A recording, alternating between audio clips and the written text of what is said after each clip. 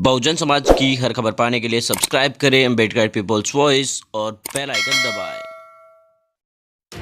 देश भर में पिछले 1.5 महीने से ज्यादा समय से चल रहे किसान आंदोलन को लेकर अब विरोध स्वर तेज होता नजर आ रहा है। एक तरफ किसान ट्रैक्टर ट्रॉली रैली निकाल रहे हैं तो 26 जनवरी को ट्रैक्टर परेड करवाने की चेतावनी भी किसान संगठनों की तरफ से दी गई है। किसानों का कहना है कि अगर 2024 तक भी उन्हें आंदोलन चलाना पड़ा तो ये आंदोलन जारी रहेगा। अब देखना दिलचस्प है कि आखिर ये किसान आंदोलन का गतिरोध कितने दिन तक जारी रहता है। इस पर बीएसपी सुप्रीमो मायावती जी ने भी चिंता जताई है। उन्होंने लगातार किसानों के बढ़ते ठंड में ठिठुरते और इस आंदोलन के लगातार जारी रहने पर दुख जताते हुए कहा कि इस प्रकार के घटनाक्रमों पर केंद्र सरकार को अपनी हठकर्मिता बिल्कुल छोड़ देनी चाहिए और किसानों के समर्थन के अंदर बिलों को वापस ले लेना चाहिए। बीएसपी सुप्रीमो मायावती जी ने अपने ट्विटर अकाउंट से अभी से कुछ ही देर पहले लिखा है, काफी समय से दिल्ली की अलग अलग सीमाओं पर आंदोलन कर रहे किसान और केंद्र सरकार के बीच वार्ता कल एक बार फिर से नाकाम रही, जो अति चिंता की बात है। केंद्र से पुनः अनुरोध है कि नए कृषि कानूनों को